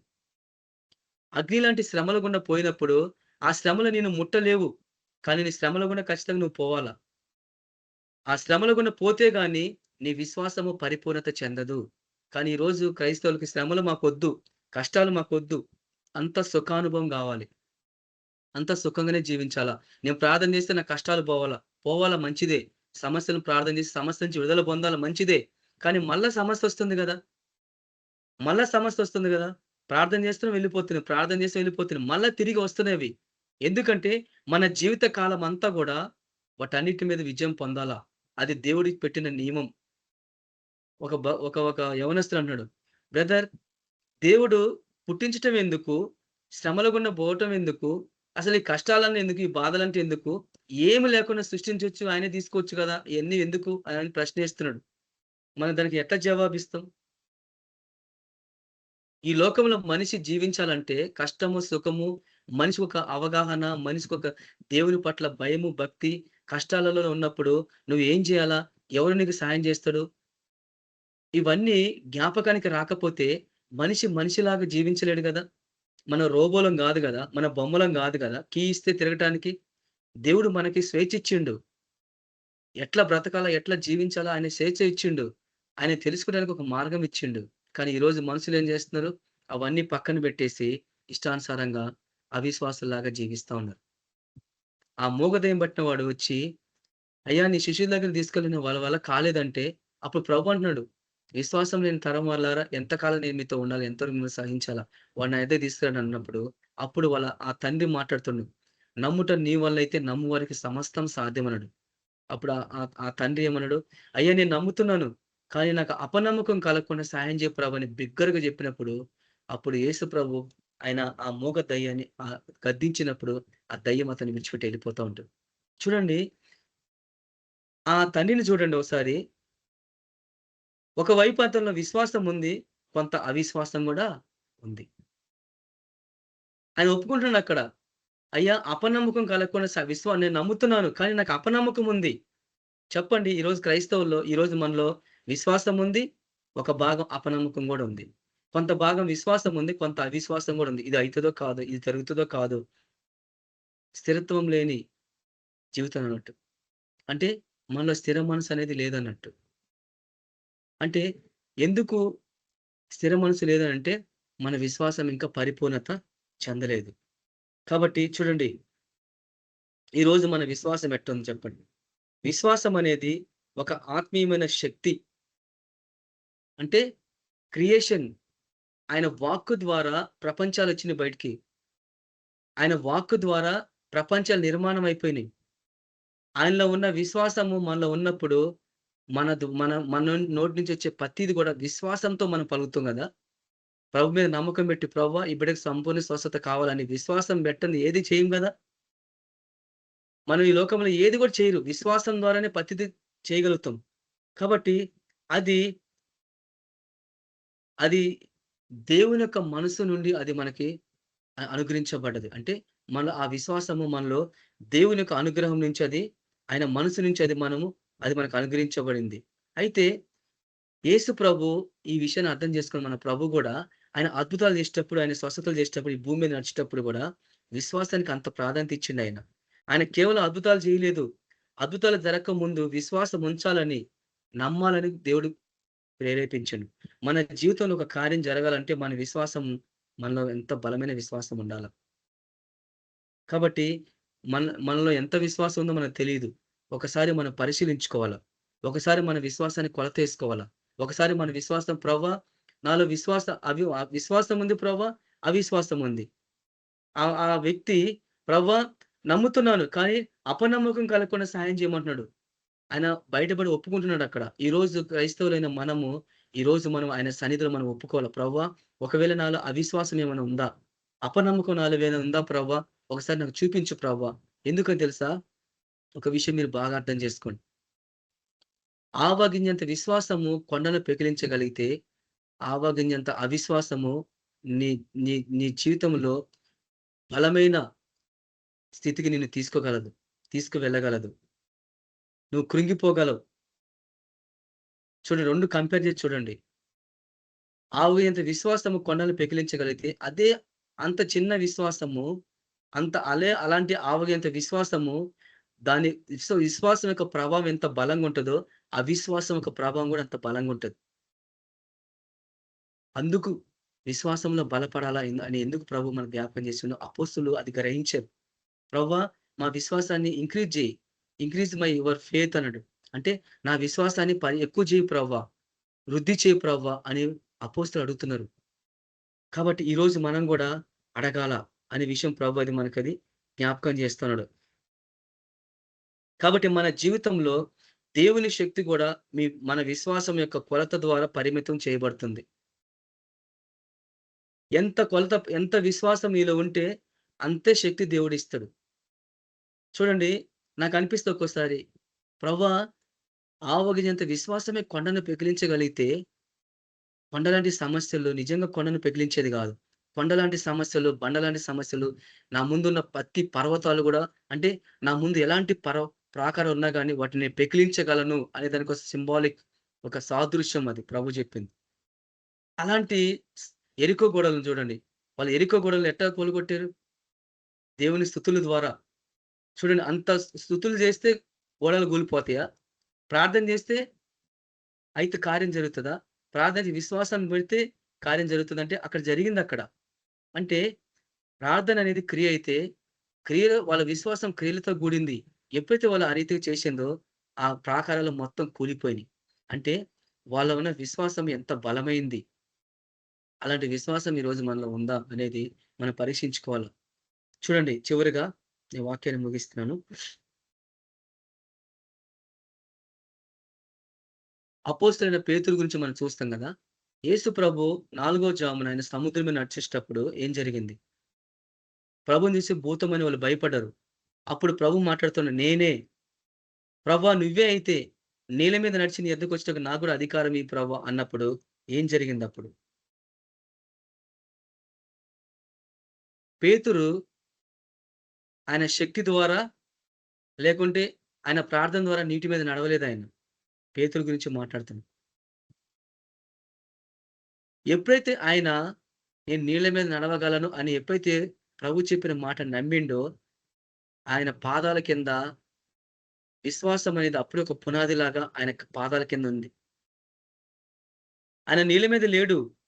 ఎప్పుడైతే ఆయన నమ్మిండో, ప్రభు మాట చెప్పినప్పుడు నమ్మిండో, నేను నడుస్తాను అని ఎప్పుడైతే నమ్మిండో, విశ్వాసం అనేది ఆయన పాదాల కింద ఒక వేదికలాగా లేక ఒక పునాదిలాగా ఆయన నిలబడ్డాడు దాని మీద.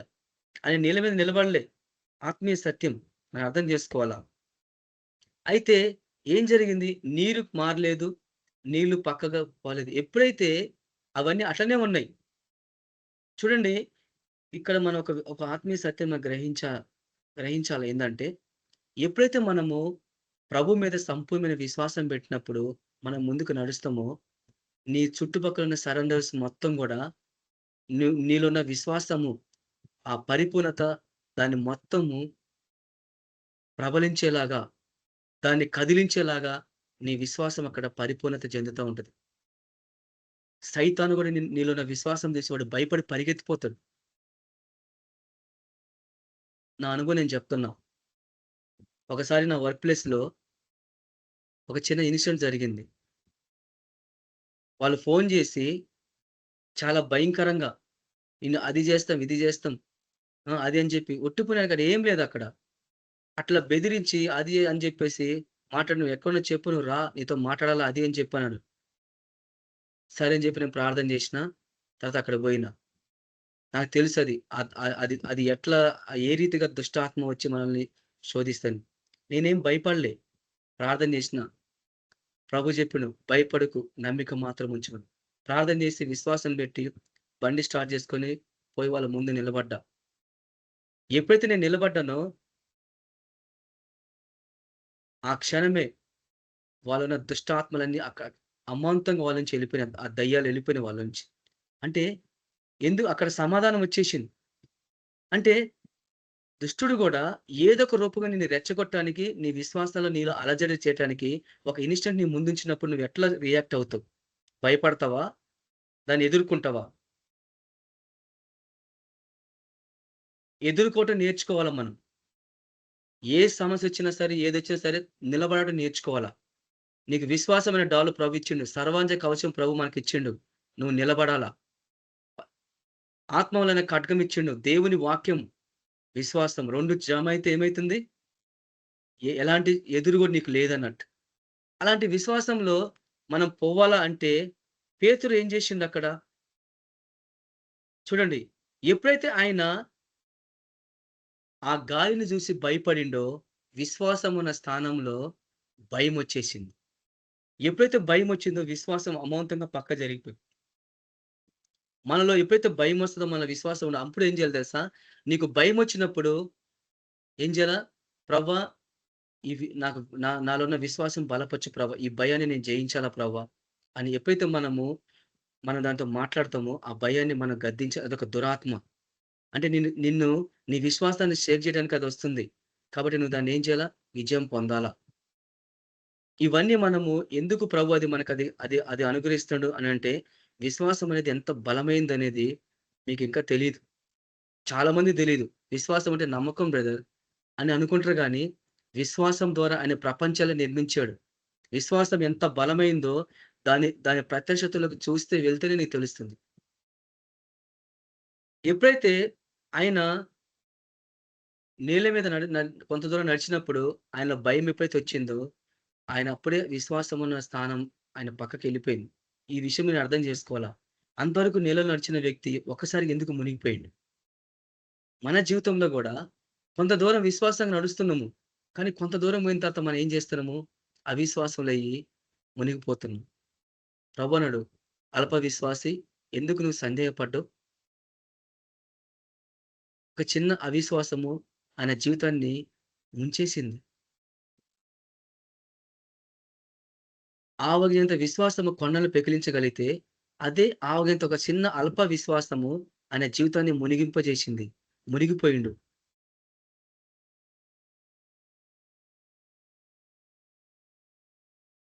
కాబట్టి మన ఆత్మీయ జీవితంలో గూడా, "ప్రభువా నా విశ్వాసాన్ని వృద్ధి చేయి ప్రభువా. నాలో అవిశ్వాసం ఉంటే, ఇంకేమైనా అల్ప విశ్వాసం ఉంటే, దాని నుంచి నాకు విడుదల కలిగించు ప్రభువా" అనే ప్రార్థన మనకెంతో అవసరం. కాబట్టి నేను వాక్యాన్ని ముగిస్తున్నాను.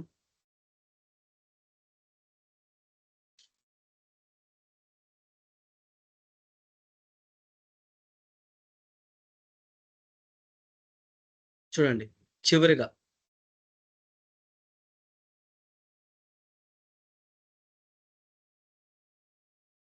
సైతాను కూడా మనల్ని ఎక్కడి నుంచి కొడతాడో తెలుసా? ఈ విషయం మీరు బాగా అర్థం చేసుకోండి. సైతాను కూడా ఏబుని ఎక్కడి నుంచి కొట్టిండు వాడు? ఎక్కడి నుంచి మొత్తిండు వాడు? అరికాల నుంచి. అరికాల నుంచి తల వరకు మొత్తిండు. అరికాల నుంచి తల వరకు ఎందుకు మొత్తిండాడంటే, నువ్వు నిలబడటానికి వీల్లేదు.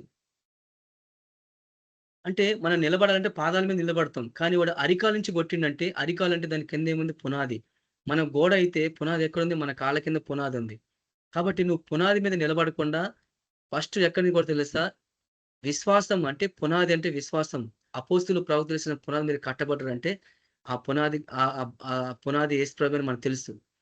కాబట్టి అక్కడ కొడుతుండు. అంటే నీ విశ్వాసాన్ని కొట్టడానికి వాడు అనేక విధాలుగా ప్రయత్నాలు చేస్తున్నాడు. అది నువ్వు గ్రహించట్లేదు. వాడు కొట్టేది ఫస్ట్ నీ పునాదినే. పునాదిని కొట్టేస్తే గోడ పడిపోతది. అందుకే బిల్డింగ్స్ డిస్‌మెంటల్ చేసేటప్పుడు ఫస్ట్ పెద్ద పెద్ద బిల్డింగ్స్ కూల్చాలంటే ఫస్ట్ పిల్లర్స్‌ని కూల్చేస్తారు. ఒక్కసారి పిల్లర్స్ కూల్చేసినప్పుడు అమాంతంగా బిల్డింగ్ మొత్తం కుప్పకూలిపోతుంది. సైతాను కూడా మన విశ్వాసాన్ని ఆ రీతిగా వాడు కూలటానికి వాడు భయంకరమైన ప్రణాళికలు పెట్టు మన పట్ల కలిగి ఉన్నాడు వాడు. కాబట్టి ఎట్టి పరిస్థితుల్లో కూడా మనము వాడికి అవకాశం ఇవ్వద్దు. ఒక విషయం నేను మీకు చివరిగా మీకు చెప్పి నీ వాక్యాన్ని ముగిస్తాను. ఒక చిన్న ఉదాహరణ మీకు చెప్తాను. కొంతమంది శాస్త్రవేత్తలు ఏం చేశారంటే, ఒక విష సర్పాన్ని తీసుకొచ్చారు. జాగ్రత్తగా ముగిస్తున్నా. కొంతమంది శాస్త్రవేత్తలు ఒక భయంకరమైన విష సర్పం లేక కోబ్రాను, కింగ్ కోబ్రాను, బ్లాక్ కోబ్రాను రకరకమైన విషపూరితమైన డేంజరస్ సర్పాలను తీసుకొచ్చి ఒక ఖైదీని తీసుకొచ్చారు. మరణ శిక్ష ఇంక ఈడు చనిపోతాడు. ఇంక కొన్ని కొన్ని క్షణాల్లో వీడికి మరణ శిక్ష పడతది. వీడు చనిపోతాడు. అలాంటి వాడిని తీసుకొచ్చిండ్రు. ఎట్టా చనిపోతాడుగా తీసుకొచ్చి ఆ శాస్త్రవేత్తలు అంటే సైంటిస్టులు ఏం చేశారంటే వాడిని కుర్చీకి కట్టేసిండ్రు. బాగా అర్థం చేసుకోండి. వాడిని కుర్చీకి కట్టవేయబడ్డాడు. కట్టవేయబడ్డాడు అనేది అర్థం చేసుకోండి. ఒక కుర్చీకి కట్టవేయబడ్డాడు. అంటే కట్టేసిర్రు వాడిని. ఒక కుర్చీకి కట్టేసిండ్రు కొంతమంది మనుషులు. తర్వాత ఒక విష సర్పాన్ని ఫస్ట్ ఏం చేసిర్రు? వాడికి చూపిచ్చారు. ఈ సర్పం ద్వారా నిన్ను చంపేస్తాం. ఈ సర్పం నిన్ను కాటేస్తది. నువ్వు చనిపోతావు. ఒక కాటుకి నువ్వు చనిపోతావని వాడికి చెప్పారు. వాడు కళ్ళతో చూసాడు. ఏం చెప్పాడు? ఈ విష సర్పం నిన్ను కాటేస్తది. నువ్వు చనిపోతావు. ఆ ఉరి శిక్ష పడినప్పుడు వేలవాడటం ఇయన్నీ బాధ, శ్రమంతెందుకు? ఒక కాటుతోటి నువ్వు చనిపోతావని అప్పుడు ఆయన ఏం చేసిండు? వాళ్ళేం చేశారు? ఆ విష సర్పాన్ని వాళ్ళకి చూపిచ్చారు. చూపించి తర్వాత ఆయన ఏం చేసిండు తెలుసా? అతని కళ్ళకు గంత కట్టారు. కళ్ళకి ముసుగేసారు. ముసుగేసిన తర్వాత వాళ్ళేం చేశారంటే మొట్టమొదట ఆ సర్పాన్ని కరిపీయకుండా తన చేతికి, కాలుకో ఒక చిన్న సూది తీసుకొని అతని శరీరం మీద ఇట్లా గుచ్చారు. ఇట్లా 2 గుట్లు ఇట్లా 2 కాటులాగా ఇట్లా గుచ్చినప్పుడు ఆ వ్యక్తి నన్ను పాము కాటేసింది అని ఆ భయంతోనే చనిపోయినాడు. ఉద సాధారణంగా అతను పాము కాటేయలేదు. అతను కాటేయలే పాము. కానీ ఆ సర్పము చూసిన ఆ భయము అతనేం చేసింది? కళ్ళకు చూపిచ్చారు. కాటు వేయలే. చనిపోయిండు.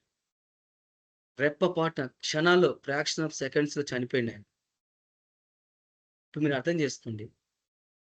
అతను చూసింది, నమ్మింది అబద్ధం గదా! కళ్ళతో చూసిండు. ఆయనేం జేషిండు? ఇక నన్ను చంపేస్తారు. కానీ అతను గుచ్చుకుందేంది? విషసర్పం గాదు. ఒక సూది గుచ్చారు. కానీ అతనేం జేషిండు? పామే నన్ను గరిచిందని జెప్పేసి ఆ అబద్ధాన్ని అది ఊహించుకొని నమ్మి ఇమ్మీడియేట్‌లీగా చనిపోయిండాయన. మీరు అర్థం జేసుకోండి. ఇక్కడ మీకు దీంట్లో మనం ఏం అర్థమైతుంది?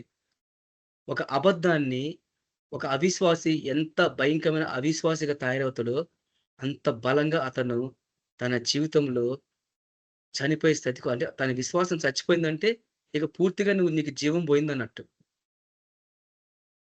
అంటే ఒక అబద్ధము అతన్ని ఎంత భయంకరంగా చంపిందో. కాబట్టి మీరు అర్థం చేసుకోండి. ఒక అబద్ధము ఆ అబద్ధాన్ని నమ్మి చనిపోతే, ఒక సత్యాన్ని ఒక విశ్వాసంలో ఉండి జీవిస్తే అది ఎంత బలమైన విశ్వాసం ఉంటది. అంటే మన ఊహ, మన మన తలంపులు, మన ఆలోచన, మన విశ్వాసం ఎక్కడుందనేది నేను దానికి ఉదాహరణ చెప్పిన. ఇది మీకు ఎంతవరకు అర్థమైందో నాకు తెలీదు. నాకు అర్థమైంది ఏందంటే, ఒక అబద్ధము ఎంత ప్రమాదకరమైంది. అబద్ధం అంటే అవిశ్వాసాన్ని అబద్ధం అంటారు.